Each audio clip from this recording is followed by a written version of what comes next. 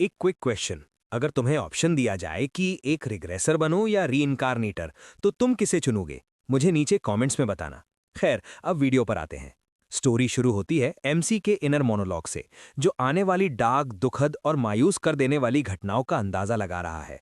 वो कहता है कि जिंदगी सिर्फ दर्द है और इससे बचने का कोई रास्ता नहीं है। बस एक ही रास्ता है कि इस किस्मत को एक्सेप्ट करो और किसी तरह सरवाइव करने के लिए स्ट्रगल करो। भले ही हम भगवान को ढूंढ लें और उनसे शिकायत करें, वो नहीं सुनेंगे। भगवान बस एक तमाशबीन है।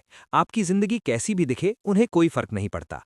आप अकेले हो जो अपनी किस्मत बदल सकते हो। ये आप पर है कि आप आखिरी दम तक स्ट्रगल करो। एमसी के इन शब्दों के तुरंत बाद हम एक भयानक लड़ाई देखते हैं। हथियारों के टकराने की आवाजें और मदद के लिए चीख पुकार एक अंधेरे कमरे में गूंज रही है, जहां खून की नदियां बह रही हैं और मौत का नंगा नाच हो रहा है। लाशें बिखरी पड़ी हैं, किसी के टुकड़े हो गए हैं, किसी का सिर कटा है और किसी के शरीर के अंदरूनी हिस्से यानी इनर्ट्स शरीर से दूर ऐसे पड़े हैं जैसे कोई भयानक जिक्सॉ पजल हो। इस तबाही के बीच एमसी अपना मोनोलॉग जारी रखता है। वो देखता है कि लोग भले ही अलग तरह से जिएं, लेकिन उनका अंत हमेशा एक जैसा खौफनाक और वायलेंट होता है। कभी कभी मरने से ज्यादा हिम्मत जीने के लिए चाहिए होती है। हम एक वॉरियर को देखते हैं जो अपनी जान बचाने के लिए भाग रही है। उसकी कांपती आवाज मदद मांग रही है, मगर जल्द ही उसका अंत हो जाता है जब उसका हाथ बड़ी बेरहमी से शरीर से अलग कर दिया जाता है। अगला एक मेघ है जो दुश्मन पर बिजली गिराता है और चिल्लाता है कि वो ऐसे नहीं मरना चाहता। उस वॉरियर की तरह वो भी तुरंत मारा जाता है। उसका शरीर दो हिस्सों में कट जाता है। एक और मेल वॉरियर जिसके पास बड़ा हैमर है, उसका सिर फटकाता है और दिमाग हर तरफ बिखर जाता है। एक और वॉरियर को तो बुरी तरह चीर दिया जाता है। आखिरकार एमसी ग्रुप पर चिल्लाता है कि बिखरो मत, दुश्मन उन्हें निशाना बना रहा है जो अकेले पड़ रहे हैं। वो मेटल को बुलाता है और कहता है कि दुश्मन की मूवमेंट को रोको। मेटल एक आइस स्पेल कास्ट करती है जिससे दुश्मन के पैर बर्फ के ब्लॉक में फंस जाते हैं। हाँपती हुई और थकी हुई मेटल कहती है कि जल्दी करो क्योंकि वो इस स्पेल को ज्यादा देर नहीं रोक पाएगी। दो साथी स्टेपन और वेट तुरंत दुश्मन पर हमला करते हैं। स्टेपन वेट को जल्दी करने को कहता है, लेकिन वेट पलटकर कहता है कि उसे ऑर्डर ना दें और अपने काम पर ध्यान दें। वो दोनों दुश्मन के पास से तेजी से निकलते हैं और उसके हाथ उखाड़ देते हैं। वो अजीब क्रीचर दर्द में चिल्लाता है और उसके कटे हुए लिम्स से हरा एलियन खून निकलने लगता है। रुके हुए और जख्मी दुश्मन को देखकर बाकी पार्टी मेंबर्स हमला कर देते हैं। वो उसे रिकवर होने का वक्त नहीं देना चाहते। उनकी इस बेवकूफ़ी को देखकर एमसी चिल्लाता है कि पीछे हटो, ये हमला करने का सही वक्त नहीं है। लेकिन उसकी वार्निंग बहुत देर से आती है। घिरा हुआ एलियन तुरंत अपने कटे हुए हाथों से कई सारे टेंटिकल्स निकाल लेता है, जो जहरीले हंटर यानी विप्स की तरह घूमने लगते हैं। एक झटके में वो उन्हें पूरे बैटलफील्ड में घुमाता है। नतीजा भयानक होता है। वो रेकलेस पार्टी ऐसे कट जाती है जैसे किसी ग्राइंडर में डाली गई हो। सिर अलग हो जाते हैं, हाथ पैर कट जाते हैं और बैटलफील्ड खून और लाशों का ढेर बन जाता है। इस खूनी मंजर को देखकर बचे हुए मेंबर्स डर के मारे जम जाते हैं। वेड उन मरे हुए लोगों को बेवकूफ कहता है। मेटल सदमे में खामोश है। एमसी लीड लेता है और सबको पीछे हटने को कहता है कि अगर फिर से बेवकूफ़ी की तो सब मारे जाएंगे। वो तय करता है कि इस लड़ाई को वो खुद खत्म करेगा। अपनी तलवार लेकर वो आगे बढ़ता है। एलियन अपने सारे टेंटिकल्स उस पर फोकस कर देता है, लेकिन हमारा एमसी काफ़ी स्किल्ड है और वो मिनिमम मूवमेंट्स के साथ उन अटैक्स को हटा देता है। आगे बढ़ते हुए वो अंदाजा लगाता है कि टेंटिकल्स लगभग 20 मीटर लंबे हैं और उनकी हार्डनेस और स्पीड एक बड़ी प्रॉब्लम है। अगर उसके पास तलवार ना होती तो वो कब का खत्म हो गया होता। ये समझते हुए कि वो सिर्फ डिफ्लेक्ट नहीं कर सकता, वो एक रिस्क लेता है और अपनी एक्टिव स्किल हीस्ट एक्टिवेट करता है। वो तेजी से आगे लपकता है और टेंटिकल्स को डॉज करते हुए दुश्मन के पास पहुंच जाता है।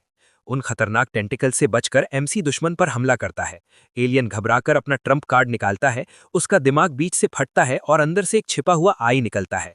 वो आई पावर अप होता है और एक साइकिक अटैक करता है। सबको लगता है कि ये खत्म हो गया, लेकिन एमसी जोंगह्युक ने उस अटैक को नैरोली डॉज कर लिया और अब वो एलियन के ऊपर मंडरा रहा है। बिना वक्त गवाए वो एलियन के पीछे आता है। एक इंटेंस ऑरा छोड़ते हुए अपनी स्किल जूलियन स्वॉर्ड एक्टिवेट करता है और एलियन को बीच से चीर देता है। हरे खून और अंदरूनी हिस्सों के बिखरे होने के बीच एमसी एक शांत पोज में खड़ा होता है। लड़ाई खत्म हो चुकी है।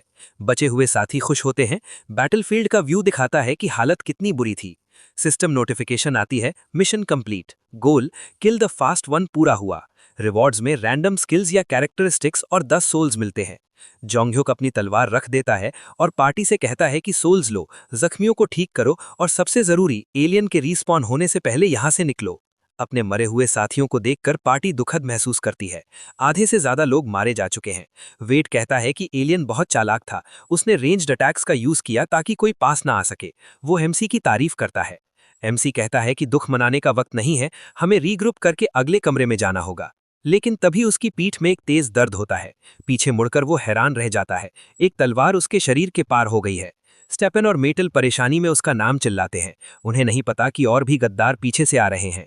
बैकस्टैबर एमसी का मजाक उड़ाता है और कहता है कि यहाँ तक लाने के लिए शुक्रिया, तुम्हारे बिना हम नहीं पहुंच पाते। एमसी गुस्से में उस गद्दार का चेहरा पकड़ लेता है और उसे मारने की कसम खाता है। गद्दार डर जाता है और कहता है कि वो सिर्फ ऑर्डर्स फॉलो कर रहा था और वेट से मदद मांगता है। गद्दार वेट तेजी से जोंगह्युक का हाथ काट देता है। बाकी गद्दार भी उस पर तलवारों से हमला करते हैं। जोंगह्युक खून से लथपथ होकर गिर जाता है और पूछता है कि उन्होंने ऐसा क्यों किया। वेट जवाब देता है कि अब उन्हें उसकी जरूरत नहीं है और वो उसकी सोल बांटकर खुद आगे बढ़ेंगे। एमसी उनका मजाक उड़ाता है कि तुम्हारी कचरा स्किल्स के साथ तुम कैसे सरवाइव करोगे।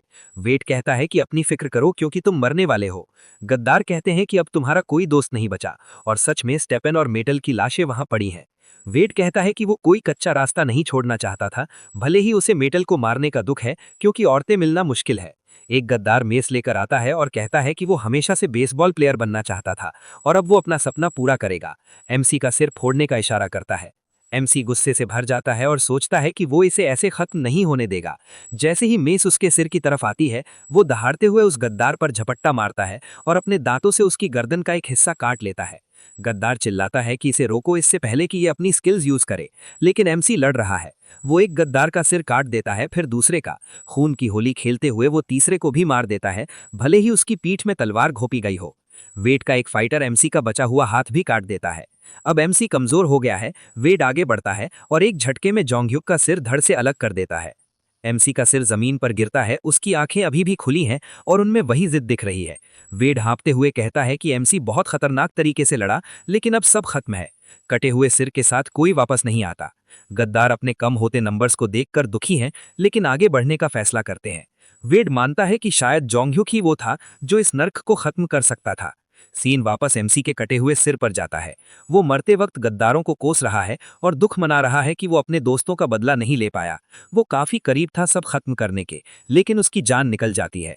लेकिन एक शॉकिंग ट्विस्ट में उसकी आंखें खुल जाती हैं। वो परेशान है कि वो अभी भी इस नर्क में फंसा है जहां मौत से भी छुटकारा नहीं मिलता। लैग। जोंगह्युक जमीन पर लेटा है, चारों तरफ वही पुरानी दीवारें हैं। सब कुछ वैसा ही है, दीवार पर खून से लैग लिखा है। वो गुस्से में चिल्लाता है और जमीन पर मुक्के मारता है। वो उन गद्दारों को मारने की कसम खाता है। कुछ देर बाद उसका गुस्सा ठंडा होता है। उसे पता है कि चिल्लाने से कुछ नहीं बदलेगा। ये पहली बार नहीं था जब वो मरा हो। मौत उसके लिए नई नहीं थी। कई बार मरने के बाद लोग नंब हो जाते हैं, लेकिन वो नहीं हुआ। हर बार ये नर्क और बुरा होता जाता है। वो दीवार पर मुक्का मारता है, लेकिन उसे दर्द होता है क्योंकि उसका अवेकनिंग अभी नहीं हुआ है। वो देखता है कि ये पहला फ्लोर हमेशा वैसा ही रहता है। वो दीवार पर कुछ ढूंढता है और एक हिडन कंपार्टमेंट दबाता है, जिससे एक सीक्रेट दरवाजा खुल जाता है। पिछली रिग्रेशंस में उसे ये पता नहीं था, तो वो भूख और प्यास से वहीं मर जाता था। कभी कभी जब दूसरे लोग साथ होते थे तो वो एक दूसरे को मार कर खा जाते थे। अवेकनिंग से पहले वो बस एक ऑर्डिनरी कोरियन आदमी था। वो लैग शब्द से नफरत करता है, भले ही उसे इसका मतलब न पता हो, पर उसे लगता है कि उसकी लाइफ लैग हो रही है। वो रोशनी की तरफ बढ़ता है, अपने फ्यूचर का सामना करने। रोशनी के पार एक सफेद कमरा है जहां बीच में एक लाल स्ट्रक्चर यानी क्यूब्स हैं। एमसी हिम्मत जुटाकर उस पर अपना हाथ रखता है। सिस्टम उसे प्लेयर जोंगह्युक की तरह आइडेंटिफाई करता है और अवेकनिंग प्रोसेस शुरू होता है। उसे बहुत दर्द होता है, लेकिन जल्द ही खत्म हो जाता है। उसे एक्टिव स्किल्स लाइट और फ्लेम मिलती हैं और पैसिव स्किल्स पैंट और बैर हैंडेड कॉम्बैट मिलती हैं। वो अपनी स्क्रीन चेक करता है, सब लेवल 1 है। एक बड़ा खुलासा होता है कि उसके पब्लिक एट्रीब्यूट्स कहते हैं कि वो सिर्फ 2 एक्टिव स्किल्स रख सकता है, लेकिन उसके प्राइवेट एट्रीब्यूट के मुताबिक वो infinite number of passive skills रख सकता है। जोंगह्युक हैरान है क्योंकि आमतौर पर 10 एक्टिव और सिर्फ 2 पैसिव स्किल्स मिलती हैं। ये बिल्कुल उल्टा और आउटरेजियस है। वो एक शैतानी मुस्कान के साथ सोचता है कि ये कितना पावरफुल हो सकता है। फिर सिस्टम उसे एक रैंडम वेपन देता है। वो है स्ट्रॉन्ग मिनी पिकैक्स जो मसल स्ट्रेंथ 1% बढ़ाती है। एमसी पुरानी बातों को याद करता है जब उसे बिल्कुल कचरा चीजें जैसे कि कॉन्डम्स का पैक मिला था।